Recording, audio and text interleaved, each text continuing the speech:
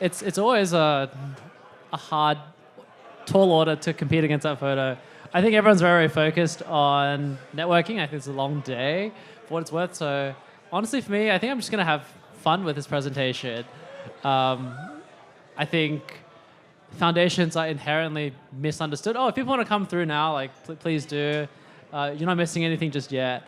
Foundations are misunderstood, and I feel really strongly about how badly they're thought of today. I feel like foundations are not an adopted child that is forced through regulatory means, but rather a vehicle that serves to have a unique purpose.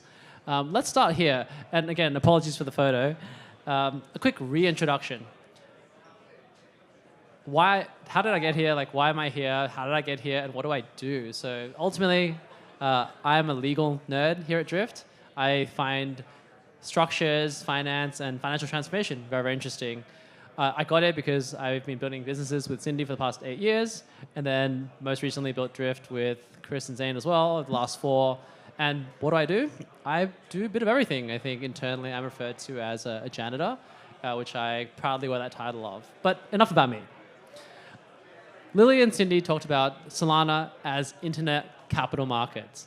And that really got me thinking, what does this mean for Drift's future?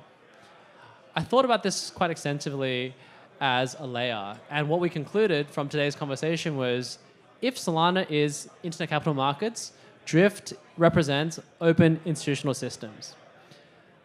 Now, that's a very abstract concept to think about. What does it actually mean?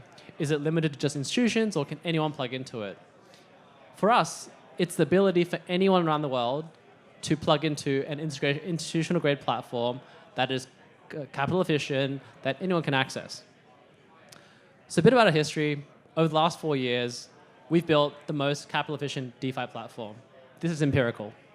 We started with trade, we then moved to earn, and then most recently launched a prediction markets product. But if you take a moment to look at this slide, we have become a lot more than just our core product. It's clear that Drift today is very different from Drift 4 years ago. 4 years ago, it was 4 guys in a room, 4 guys and a girl, sorry, in a room, grinding away. Today, it's close to 100 different partners that work with us, whether it be a project building on us, which might look like a vault. It might be a payments platform that uses Drift's BorrowLend as a backend to take stables out. It might be a yield aggregator. It might be the 40 different partners that we have as collateral that exist on Drift today. All of these represent what the Drift ecosystem is today. And all of a sudden, it's no longer about just us. It's the whole ecosystem. So with this larger ecosystem comes a new set of challenges. The Drift protocol is a base primitive. So with any base primitive, questions around how do we scale vertically and expand horizontally start to take place. We see ourselves as the financial layer that sits on top of Solana, a public blockchain. And in the same vein that I talked about earlier, no one needs permission from Drift to build on Drift. So with this, Foundation is born. Foundation represents the intersection between the protocol and the ecosystem. A protocol team is typically what we know as a labs team. It builds products, and it's very good at doing that. But it's not very good at giving away money. Ultimately, protocol labs are typically for-profit type of businesses. They look to maximize top-line revenue. But when you think about ecosystem, how do you value a community? How do you value community events? How do you value developer mindshare? All of these are not quantifiable in the ways that a protocol might be. So Foundation sits in a very unique place that solves those needs. With this, we think Drift Foundation is the city for DeFi. And this is something that we like to put together lightly. It's not a HQ where we all report to a single office. There's no one that gives permission in a centralized way to say, hey, you can build on the Drift city or you cannot. This city is open for anyone to build on. So unlike a traditional company that resembles more of a HQ that is top down, this is bottoms up. You don't need permission to build in the city. And ultimately, you're also not working for the mayor's office because that's what the labs company represents. So as you can see, what we've done to date is to be this layer for all these different applications that exist. If you think about the trade side, AMM, spot, perps, prime brokerage, prediction markets, new auction mechanisms, these are either tools or features or even just facilities that people can use, that anyone can use to build on top of. And then on the earn side, what we see very commonly are aggregator, earn products, front ends, even wallets that plug in directly to become the savings account.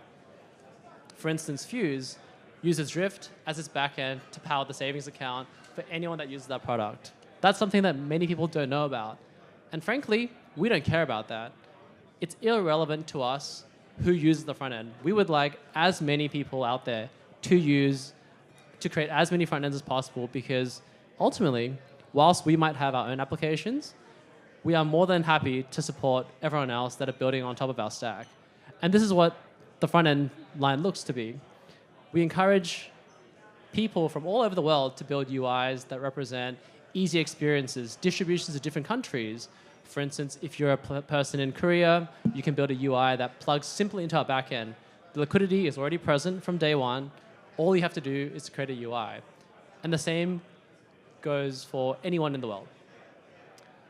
So how do we think about this? First, community. How do we get as many people to use Drift as possible? When I say use, it doesn't have to be people who touch us directly. That's not through the Drift UI. I'm a strong believer that a UI is not necessarily critical. I think it's an important part of a business, but as an ecosystem, my goal is to make sure that as many UIs, as many touch points can be created to allow users all over the world to be a part of the ecosystem. People don't need to know that Drift exists, for all I care. People just need to know that it works. The next is builders. And this is something we've had the most amount of success to date. We have approximately 50 teams that build all types of projects on Drift, from stablecoins to vaults to payments rails, a lot of things that you might not see at the first degree. And that's also fine. Builders represent the lifeblood of any ecosystem. Just like how people think team is the most important resource to a company's success, human resources in the form of developers is the hardest to replicate. Lily mentioned earlier that only 2 ecosystems to date have had successful developer ecosystems. And I think Drift, as an extension of that, has done the same thing. And we want to make sure that whoever chooses to build on us is set up for success. And finally, something that we don't really talk about that is often not really understood is how do we spearhead a regulatory environment that is friendly to all other builders. If you are a builder building on Drift and something happens to Drift, that doesn't leave you in a good place. I think there are some very key players in this room who have done fantastic work in getting the regulators to finally learn, understand, and appreciate what's actually happening under the hood. For instance, everything that Kyle has done goes a long way, starting the conversations that people don't want to start. And in turn, this inspires large protocols like Drift or Jito to become stewards of this as well. Because if we cannot protect the environment that we are trying to create, build in, and frankly, thrive in, it's going to be impossible for the next generation of builders who are building on our shoulders to succeed. So policy for foundation is a very unique piece that has a very long time horizon before success takes hold. If you think about business development cycles, crypto cycles happen very, very quickly. Institutional cycles take a little longer, but government cycles take the longest of them all. So for me, what does the success of Drift Foundation look like? I took a leaf out of simple economics, which I haven't revisited for a while, and I think about success as GDP. We think of success as annual ecosystem GDP, and I think within 3 years, that number needs to be $1 billion. That's $1 billion of net economic value delivered by projects that are building on Drift today. That's approximately 20x away from where we are. But I think with the rapid inflow of new assets from different issuers, new projects coming, we are ripe to capture this. And then on the other side, assets on Drift. Ultimately, asset availability is key to the success of any financial ecosystem.